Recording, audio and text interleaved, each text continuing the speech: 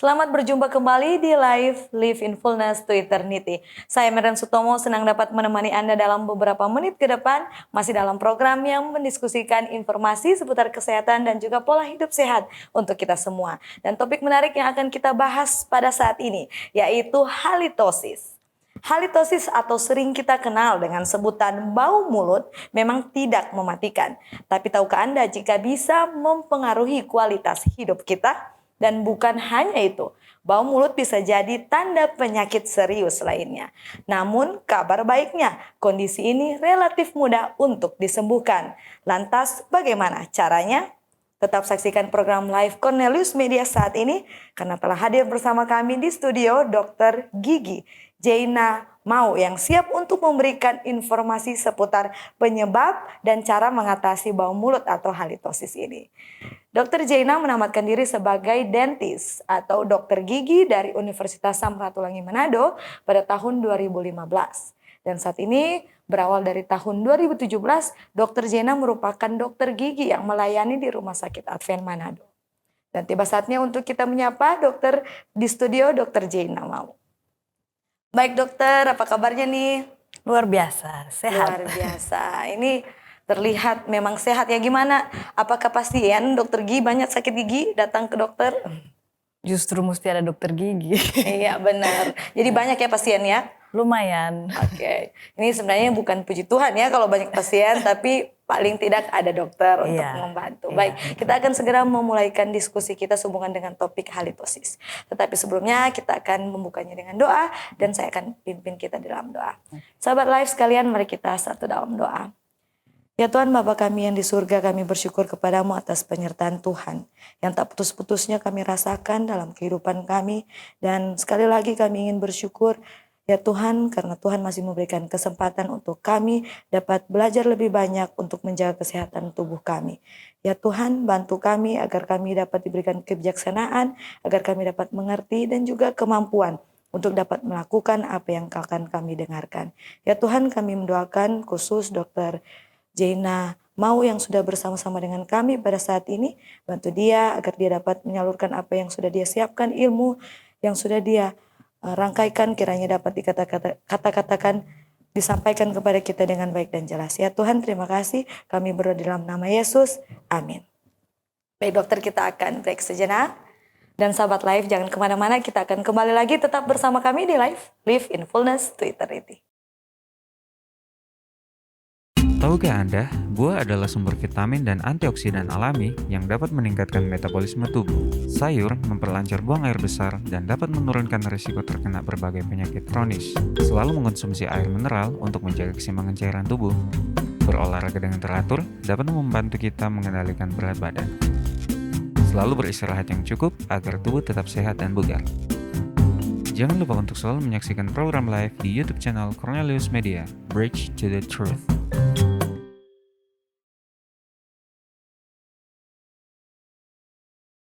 Kembali lagi dengan kami di Live in Fullness to Eternity. Kita langsung saja kepada Dr. Jaina Mau. Baik dokter, masih dalam topik halitosis atau bau mulut ini ya. Ini sebenarnya halitosis apa sih dokter? Mungkin bisa dijelaskan lebih jelas. Baik, jadi halitosis itu bahasa kerennya sih, bahasa kedokterannya. Jadi halitosis itu ada kalau dalam bahasa awam kita bisa sebut sebagai bau mulut.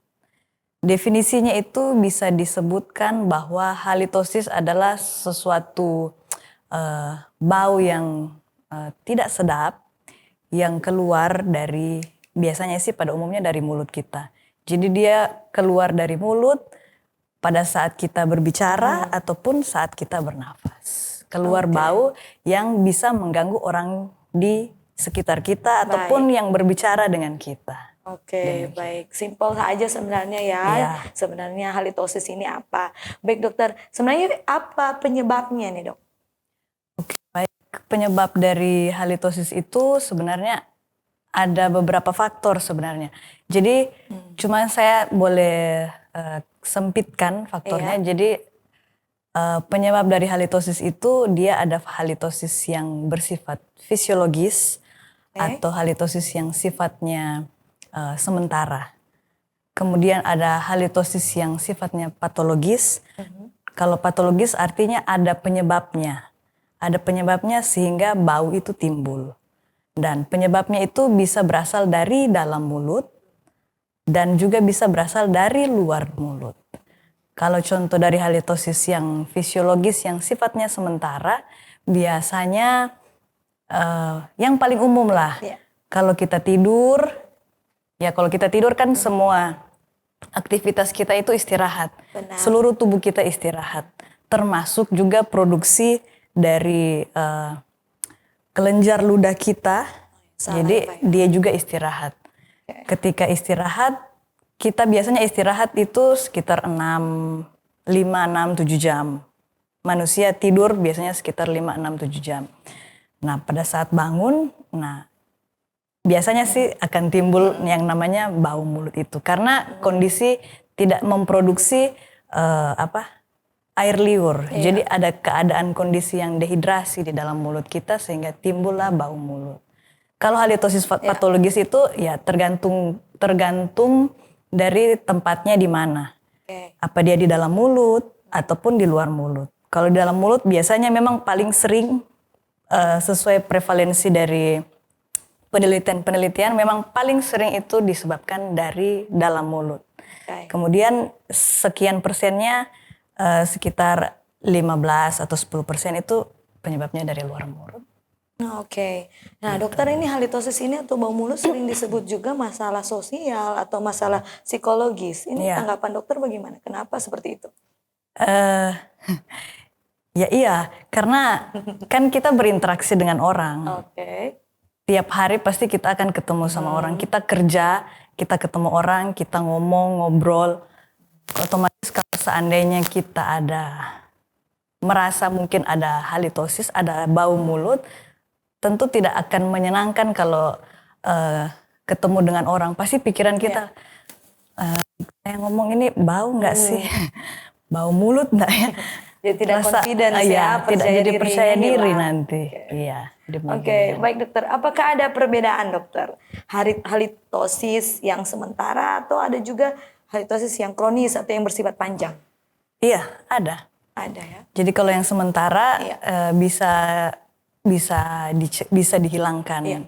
Faktor penyebabnya kita tahu, kita hilangkan, dia punya halitosis bisa hilang. Tapi kalau dia memang kronis, biasanya itu ada kombinasi atau komplikasi dengan mungkin ada penyakit dari tubuh pasien tersebut. Oke, jadi berhubungan dengan penyebabnya, apakah akan jadinya sama mereka yang sementara, halitosis sementara dengan yang kronik, atau ada penyebab-penyebab lainnya, dokter? Kalau penyebabnya pada umumnya sih, kalau pasien memang misalnya datang ke dokter gigi, saya bau mulut nih dok. Biasanya dokter gigi akan periksa. Karena kita memang menangani rongga mulut, pasti kita akan periksa di dalam mulut. Kebanyakan memang warga Indonesia memang kondisi kebersihan mulutnya tidak terlalu bagus. Masih jarang untuk membersihkan mulutnya. Jadi biasanya sih kita menghilangkan faktor utamanya dulu. Karena kan tadi paling tinggi itu penyebabnya dari dalam mulut. Kita hilangkan faktor utamanya. Setelah sudah dihilangkan tapi mungkin masih ada timbul bau mulut, mungkin bisa digali lagi sebabnya itu dari mana.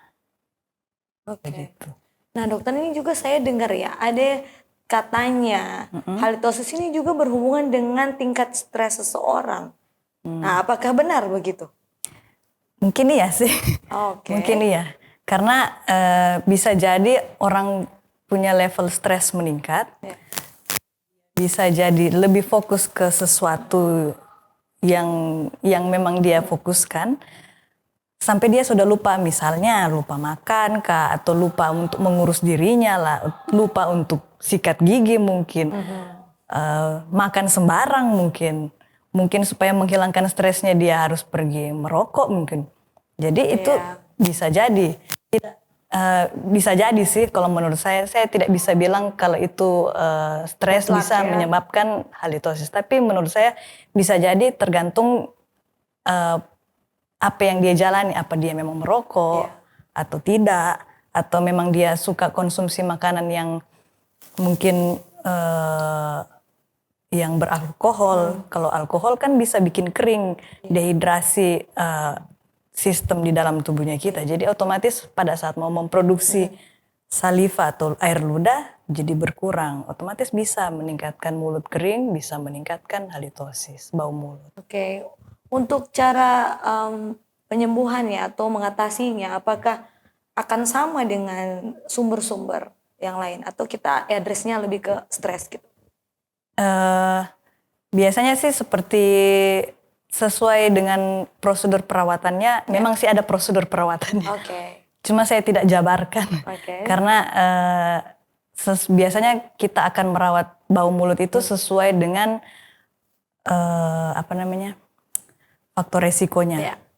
Jadi kalau misalnya dia datang ke dokter gigi, paling umum memang kita bikin pembersihan dulu dalam mulutnya. Setelah itu baru kita gali ke penyebab lainnya apa. Memang kalau dia stres atau apa, mungkin bisa jadi kita konsultasi ke dokter ahli yang lain. Demikian. Oke.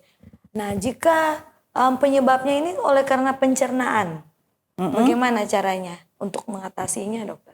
Iya, jadi penyebab halitosis karena pencernaan itu termasuk bau mulut yang timbul karena di luar dari mulut. Oke. Jadi biasanya orang dengan reflux asam lambung yang tinggi. Oke. Biasanya ketika dia rasa kayak mau muntah, pasti ada naik bisa naik makanan ataupun asam lambungnya keluar lewat kerongkongan, kemudian di rongga mulutnya. Nah, kalau itu berlangsung terus-menerus, itu bisa menyebabkan itu tadi. Bisa memberikan suasana kering atau suasana pahit dalam rongga mulut. Kalau itu berulang-ulang terjadi, itu bisa bikin sampai timbul halitosis juga, bau mulut juga. Oke, selain stres, selain gangguan pencernaan, apalagi faktor-faktor yang di luar mulut, dokter, yang dapat menyebabkan halitosis? Bisa dari hidung. Oke. Jadi orang yang ada riwayat sinusitis bisa. Pernah sih ada pasien datang riwayat sinusitis, dia sih bilang, "Dok, saya ada riwayat sinusitis." Tapi saya cek memang sih sebenarnya penyebabnya dari sisa-sisa akar giginya. Jadi ketika kita cabut sisa akar giginya, sinusitisnya sudah mulai membaik. Nah, kalau sudah mulai membaik, kita sudah menghilangkan faktor penyebabnya, otomatis sinusitisnya kalau sudah ditambah juga dengan konsultasi dari dokter ahli, juga bisa akan menyembuhkan sehingga halitosis bisa hilang. Nyambung nggak, dokter, kalau misalkan mereka yang dapat sakit radang tenggorokan seperti itu bisa menyebabkan halitosis? Pokoknya kalau suasana kering dalam rongga mulut itu bisa bikin timbul halitosis. Kayak orang mau puasa, orang puasa kan ada jeda berapa jam, tidak makan, tidak minum, ada jeda berapa jam. Jadi kondisi mulut kita, tubuh kita jadi dehidrasi. Itu bisa timbul halitosis. Tapi sifatnya sih bukan patologis, tapi sifatnya kalau dia memang murni dehidrasi, bisa kita hilangkan bau mulutnya. Jadi tadi yang di luar mulut ada juga yang tenggorokan, dari pencernaan dari lambung, dari hidung juga dari bisa. hidung juga. Nyambung nggak nih kalau dari telinga? Contohnya ada infeksi, itu nggak nyambung, dokter? Mungkin tidak. Tidak. Dari telinga. Oke, jadi tidak nyambung ya, dokter. Nah, apakah halitosis ini sering terjadi hanya kepada orang dewasa atau pada anak-anak juga bisa terjadi? Saya rasa sih bisa. Selama si anak tidak menjaga benar kondisi mulutnya, dalam artian malas sikat gigi, malas membersihkan, saya rasa sih bisa timbul bau mulut. Dulu saya pernah ingat waktu masih SD, ada teman dulu, saya lupa saya punya kakak kelas atau adik kelas.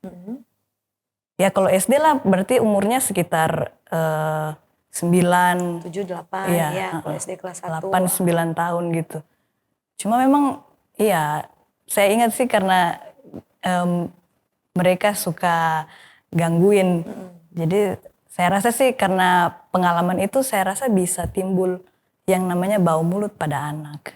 Kalau mereka tidak memperhatikan, ya kalau mau bilang anak-anak memperhatikan biasanya kan orang tua, berarti yang orang harus tuanya. mengingatkan, Iya, ya. orang tuanya. Jadi kalau orang tuanya tidak mengingatkan, tidak menganjurkan untuk membersihkan, tentu anaknya juga bisa mengalami kerusakan mulut, gigi dan mulutnya bisa sampai timbul juga halitosis bau mulut. Oke, jadi halitosis ini sebenarnya lebih banyak pada anak-anak atau dewasa dulu, Dok? Orang bisa sih dua-duanya, orang dewasa, anak-anak mau lebih banyak itu tergantung sebenarnya sih kalau Sumbernya saya lagi ya. sumbernya lagi. Baik dokter, nah apakah obat-obatan yang tertentu dapat menyebabkan halitosis? Iya, bisa menyebabkan halitosis juga. Kalau memang dia bisa bikin kering Oh, kondisi mulut. intinya jadinya kering ya? Iya, sama orang yang menderita cancer terus dikena radioterapi kepala leher, Iya. bisa juga kena halitosis atau bau mulut karena radiasi yang kena di kepala leher dari pasien tersebut kan bisa membuat kelenjar-kelenjar Iya. ludah jadi tidak berfungsi. Jadi bisa jadi pas mau memproduksi air ludah jadi. Jadi bagaimana cara mengatasi halitosis dengan yang seperti itu, dokter? Yang oleh karena obat-obatan, apa ini lebih bersifat sementara, setelah selesai gunakan obatnya berhenti otomatis atau bagaimana? Tergantung obatnya. Soalnya saya tidak bisa bilang jangan sampai itu obat darah tinggi kah atau obat apa terus saya bilang stop untuk konsumsi, itu juga bisa membahayakan. Jadi biasanya sih maintain. Maintain itu biasanya di kebersihan mulutnya saja. Kalau untuk mau stop obatnya biasanya kita tidak sampai situ ataupun memang konsultasi dulu ke dokter ahli pasien tersebut. Oke, baik dokter. Dan apakah faktor gaya hidup seperti contohnya merokok atau makan makanan tertentu yang dapat memperburuk halitosis ini? Iya, bisa. Kayak suka makan yang ada bawang bombay kah atau bawang putih, itu memang bisa timbul, atau makan durian. Pete ya dokter. Itu memang bisa meningkatkan timbulnya bau mulut. Tapi dia akan hilang ketika tubuh kita mengekskresikannya, dia akan hilang. Jadi itu lebih bersifat sementara ya. Lebih sifat Nah, bagaimana sementara. dengan halitosis yang menyebabkan masalah kesehatan yang berkepanjangan? Seperti contoh mungkin ada kanker mulut atau penyakit periodontal seperti itu. Bagaimana tanggapan dokter? Kalau kanker mulut seperti tadi. Ya. Jadi ketika ada radiasi, dia efek dari radiasi tersebut dia terhadap kelenjar ludah, bisa membuat kelenjar ludah itu jadi tidak berfungsi dengan baik. Jadi mau memproduksi saliva, mau memproduksi air ludah jadi berkurang. Ataupun bisa jadi tidak ada sama sekali. Jadi bisa timbul bau mulut. Yang tadi apa? Selain kanker dengan periodontal, masalah penyakit. Kalau jaringan periodontal, jadi boleh dijelaskan sedikit ya. Jadi jaringan periodontal itu gigi kita bisa berdiri di dalam rongga mulut kita dengan kokoh karena jaringan periodontal itu. Jaringan periodontal itu adalah jaringan yang menyangga, yang memegang gigi tersebut. Ketika jaringan periodontal ini rusak, jaringan periodontal yang biasa kita lihat di dalam mulut kita itu gusi. Sementara di dalam gusi ada tulang. Ketika jaringan ini rusak, dalam artian gusinya sudah bengkak-bengkak, tulangnya sudah rusak, gigi itu bisa jadi goyang. Kenapa? Biasanya banyak faktor, salah satunya faktor yaitu karang gigi.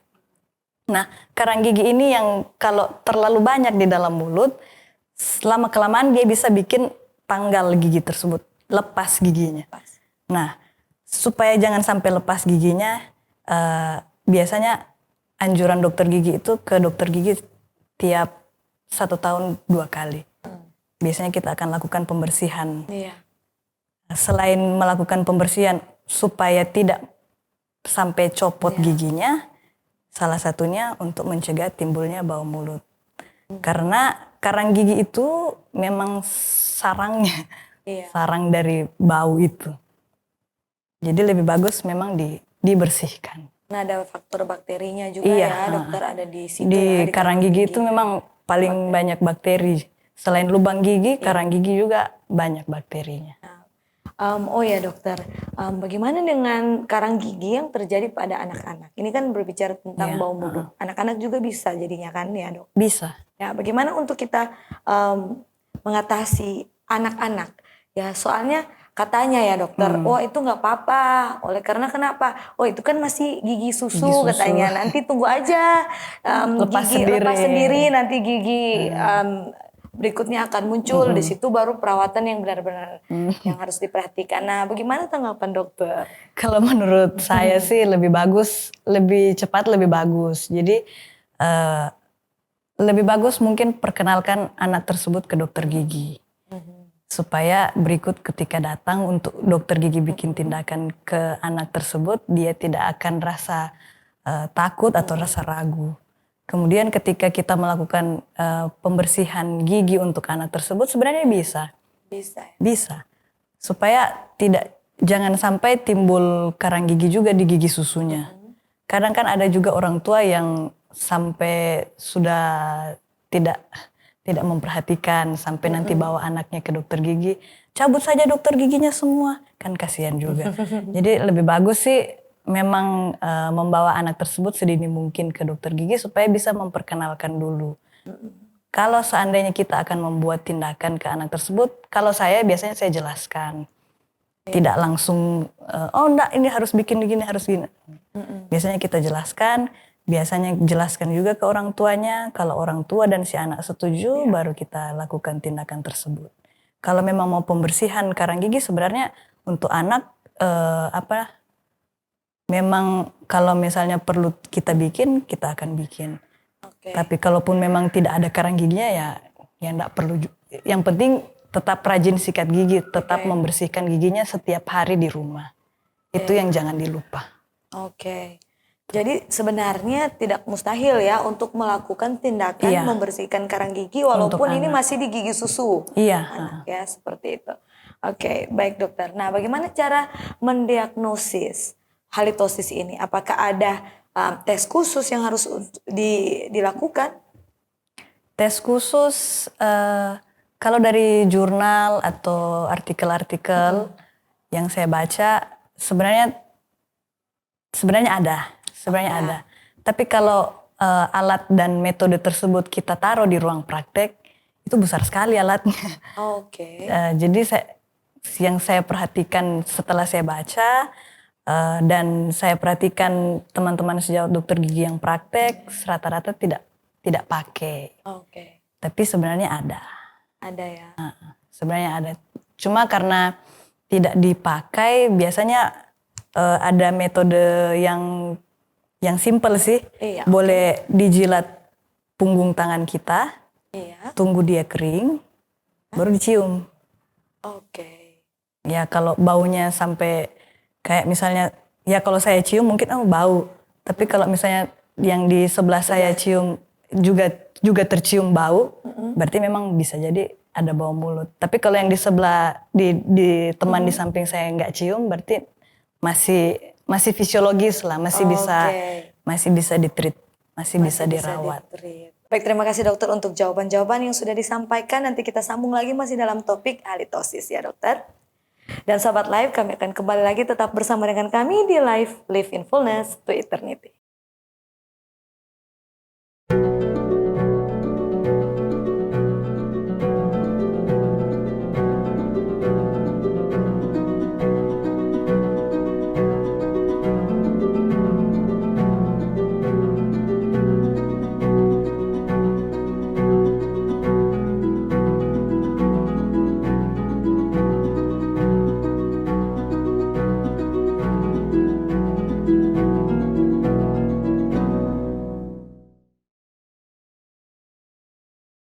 Terima kasih Anda masih setia bersama dengan kami di Live in Fullness to Eternity. Dan kita kembali kepada narasumber kita, Dr. Jaina Mau, masih dalam topik yang sama yaitu halitosis. Baik dokter, untuk menyambung diskusi kita ya. Nah, apa saja opsi perawatan atau pengobatan yang tersedia untuk mengatasi bau mulut ini? Oke, jadi kalau untuk mengatasi bau mulut, otomatis harus lihat dari faktor penyebabnya. Oke. Kalau dia penyebabnya dari dalam mulut, biasanya dokter gigi akan memberikan obat kumur. Obat kumur selain itu juga bisa memberikan pasta gigi yang sifatnya antibakteri. Selain itu juga kita bisa memberikan perawatan terhadap gigi yang bermasalah ataupun perawatan terhadap gusi. Biasanya kalau perawatan gusi itu ya kayak kasih bersih karang gigi. Biasanya seputar seperti itu. Jadi itu juga termasuk pencegahan ya dokter? Iya. Sama ya? Sama. Sama pencegahannya Tapi untuk dibikin treatmentnya. Oke. Ada tindakannya. Kalau pencegahan kan biasanya sebelum terjadi jangan sampai terjadi lah. Iya. Tapi kalau sudah bikin treatmentnya biasanya sudah timbul kan bau mulutnya. Oke, jadi bagaimana dengan halitosis yang terjadi disebabkan di daerah mulut dan ini sudah benar-benar akut seperti itu. Bagaimana? Apakah treatment juga akan sama atau bagaimana? Kalau memang dia sifatnya akut, ya sama. Sama ya. Tetap. Prinsipnya. Biasanya pasti kita periksa, cari tahu penyebabnya. Kalau memang dia penyebabnya dari dalam mulut, kita bersihkan. Oke. Nah, apakah penggunaan produk kesehatan dokter ini, kesehatan mulut seperti obat kumur dan pasta gigi itu dapat membantu untuk mencegah dari halitosis ini? Bisa bantu mengurangi bau mulut. Jadi kalau orang yang ada bau mulut, biasanya kita akan meresepkan obat kumur yang sifatnya antibakteri. Bukan juga obat kumur yang ada alkohol, karena kalau ada alkohol dia bisa bikin kering kondisi mulut kita. Jadi malah bisa bikin sebab lain ya. Bisa bikin malah bisa jadi timbul bau mulut malah kalau jadi kering. Baik dokter. Nah sebenarnya ini mulut yang contohnya sudah seperti itu ya. Apakah dengan berkumur itu dapat benar-benar tahan lama? Atau itu hanya bersifat sementara? Jadi kalau berkumur sebaiknya dikombinasikan dengan menyikat gigi. Okay. Jangan berdiri sendiri, berkumur sendiri atau menyikat gigi sendiri untuk yang menderita bau mulut. Karena tidak bisa sendiri-sendiri. Memang harus baku gandeng, harus bersamaan perawatan itu. Jadi dokter akan memberikan, biasanya sih bikin tindakan dulu. Setelah kita bikin tindakan, baru kita akan memberikan resep tersebut. Baik, nah apakah ada cara alami atau pengobatan alternatif yang bisa dapat membantu mengurangi atau mengobati halitosis ini? Pengobatan, kalau saya lebih pilih bukan pengobatan alternatif atau alami, tapi pengobatan yang sederhana. Bukan pengobatan sih, jadi dia seperti sifatnya mencegah. Oke. Sebenarnya sudah lama dokter gigi selalu ulang-ulang untuk membersihkan atau memperhatikan kebersihan dari mulut kita. Jadi kalau itu memang terlewat, ya memang bau mulut bisa timbul. Karena paling besar penyebab bau mulut pasti dari mulut. Mulut itu sendiri. Kalau penyebab dari bau mulut itu, dari mulut itu kita sudah hilangkan penyebabnya, tapi masih ada bau mulut yang timbul, nah itu baru kita konsultasikan. Itu perawatan seperti apa yang dokter maksudkan? Perawatan menyikat gigi, kemudian contoh juga bisa pakai benang gigi. Jadi benang gigi biasanya dipakai sehari sekali. Kemudian sikat gigi biasanya 2 hari sekali. Kemudian kalau untuk untuk yang menderita bau mulut bisa menggunakan obat kumur. Kalau kayak orang tua, kalau ada gigi palsunya, biasanya gigi palsunya juga dirawat. Jangan habis pakai makan taruh, mau tidur tetap pakai. Oh jangan. Kalau ada gigi palsu juga itu harus tetap dirawat, tetap dibersihkan, tetap disikat. Kalau mau tidur malam tetap bisa direndam supaya besok pagi sudah bersih, bisa juga dicuci lagi kembali sebelum digunakan. Oke ya dokter tadi sebutkan floss. Iya. yang dipakai benang ya. Iya. Nah itu kata orang katanya itu bisa bikin gigi jadinya memiliki Jarang-jarang. spasi ya, jarang-jarang seperti itu katanya. Nah justru itu katanya ujung-ujung bisa menjadi tempat persinggahan makanan contohnya. Nah ujung-ujungnya pada saat terjadi itu jadi lobang, nah Iya. halitosis lagi. Jadi ini apakah benar seperti itu? Jadi sebenarnya mungkin tindakan menggunakan benang gigi tersebut mungkin belum tepat cara penggunaannya. Kalau digunakan sampai berdarah-berdarah juga itu kan tidak benar ya. Jadi biasanya kita menggunakan benang gigi satu kali naik biasanya harus diperagakan sih. Jadi benang gigi diikatkan di 2 jari kita, kemudian kita boleh gerakkan di antara gigi tersebut. Digerakkan naik turun 1 atau 2 kali. Kemudian pindah ke celah gigi berikutnya. Kemudian pindah lagi ke celah gigi berikutnya. Jangan sampai berdarah. Kalaupun memang biasanya sih pertama kali pakai akan berdarah sedikit. Tapi jangan dipaksa ataupun jangan terlalu semangat. Oh belum bersih ini sampai harus semangat sampai berdarah. Jangan juga sampai begitu. Jadi menggunakan benang gigi penggunaannya dengan tepat. Tidak perlu terlalu semangat. Oke, jadi sebenarnya tidak apa-apa ya. Hal itu membantu. Iya, itu sebenarnya membantu mengurangi yang ada membersihkan makanan atau sisa makanan yang nyangkut di sela-sela gigi yang tidak bisa terjangkau oleh sikat gigi. Gitu. Baik, benar dokter. Bagaimana untuk mengatasi halitosis yang penyebabnya karena faktor kesehatan lainnya, contoh seperti ginjal atau penyakit lainnya, seperti diabetes mungkin. Jadi kalau ada orang yang mengidap bau mulut karena diabetes ataupun karena gangguan ginjal, sebenarnya sih kita harus konsultasi dengan dokter ahlinya.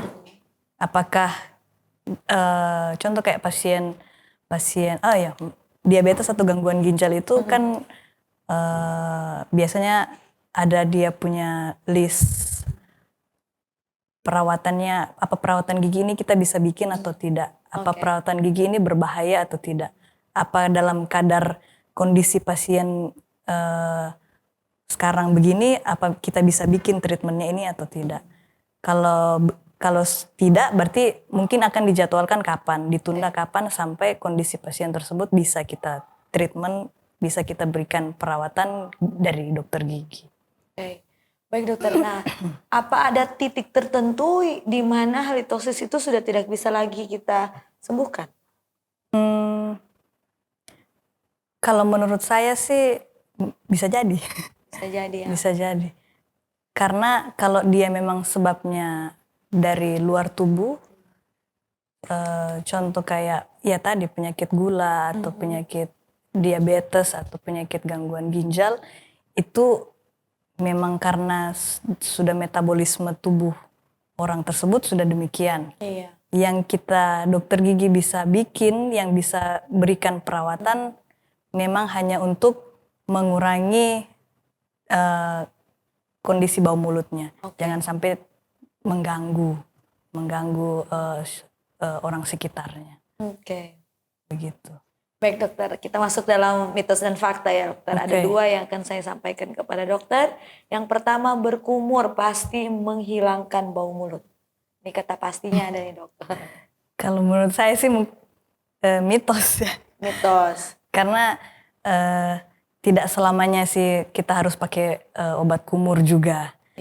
Dalam kondisi-kondisi tertentu baru bisa pakai obat kumur. Jangan sampai dipatok, oh harus pakai obat kumur nih. Untuk menghilangkannya ya, tidak. Jadi obat kumur itu sebenarnya hanya membantu, tidak untuk sampai menghilangkan, pasti menghilangkan juga tidak. Biasanya dia harus bergandengan dengan perawatan yang lain. Mungkin itu kumur lebih sementara ya. Iya. Untuk menimpa kalau bau untuk yang menghilangkan ada, bau sementara mungkin iya, tapi kalau pasti untuk menghilangkan bau kalau dia orang penyakit diabetes atau sinusitis gitu kan nggak mungkin hilang. Betul. Baik, nah Berikutnya dokter, olahraga bisa kurangi bau mulut. Justru salah sih itu. Oke, mitos ya. Iya, karena kalau olahraga kan keringat keluar kan, Benar. tubuh kita jadi dehidrasi. Kalau jadi dehidrasi otomatis produksi kelenjar-kelenjar untuk mengeluarkan pasti lebih meningkat. Jadi otomatis kalau menurut saya sih itu mitos. Karena bisa jadi bisa timbul bau mulut karena sifatnya bisa bikin kondisi khususnya dalam mulut jadi kering. Orang kalau olahraga kan pasti harus habis itu minum. Iya. Oke, baik dokter. Terima kasih untuk jawaban-jawabannya. Kita segera tutup ya diskusi kita. Tetapi sebelumnya apakah boleh dokter sedikit memberikan closing statement? Apa yang penting untuk dicatat atau benar-benar disimpan bagi sahabat live sekalian? Oke, jadi closing statement saya saat ini, marilah kita menjaga kebersihan gigi dan mulut kita sehingga bau mulut itu tidak datang. Kalaupun memang datang, tapi kita masih bisa cegah. Kita masih bisa menghindari supaya jangan sampai timbul bau mulut yang sifatnya sistemik atau yang sampai sifatnya mengganggu orang lain. Biasanya sih dengan merawat kesehatan gigi dan mulut kita, rajin sikat gigi 2 kali sehari, kemudian kunjungi dokter gigi Anda tiap 6 bulan sekali, setahun 2 kali. Oke. Demikian. Oke, terima kasih dokter untuk closing statement, pesan-pesan yang sudah disampaikan. Baik, kita akan segera tutup diskusi kita. Kami akan tutup ini tentunya dengan doa ya dokter. Bisakah saya minta kesediaan dokter untuk tutup kita di dalam doa? Oke. Mari kita berdoa. Allah Bapa dalam kerajaan surga, terima kasih ya Tuhan atas pimpinan kepada kami sepanjang hari ini, sepanjang acara ini. Tuhan kiranya memberkati dan kiranya apa yang sudah dibagikan dapat memberikan kami hikmat dan dapat mengubah kehidupan kami sehingga kami dapat hidup lebih sehat dan dapat hidup sesuai dan seturut dengan kehendak Tuhan. Ampuni dosa kami ya Tuhan, karena kami sudah berdoa dalam nama Yesus. Amin. Amin. Baik, terima kasih sekali lagi ya dokter untuk jawaban-jawabannya, ilmunya, bahkan waktunya di sela-sela kesibukan dokter ya. Bisa datang untuk menjadi narasumber bagi program live pada saat ini. Kiranya Tuhan memberkati dokter dan keluarga dalam segala tugas dan tanggung jawab. Oke. Baik. Dan tentunya tidak lupa kami ucapkan terima kasih juga kepada pemirsa di rumah, sahabat live Cornelius Media dan Hope Channel Indonesia yang dengan setia mengikuti siaran ini hingga pada akhirnya. Namun sudah saatnya kami pamit mundur diri. Demikianlah perjumpaan kita di episode kali ini. Dan tentunya jika Anda merasa diberkati dengan program kami, Anda bisa langsung share video ini melalui akun Facebook atau YouTube kami kepada keluarga dan sahabat yang Anda kasihi. Jangan melewatkan episode live selanjutnya masih di hari dan waktu yang sama. Dan jangan juga lupa untuk tetap ikuti program Cornelius Media yang menarik lainnya.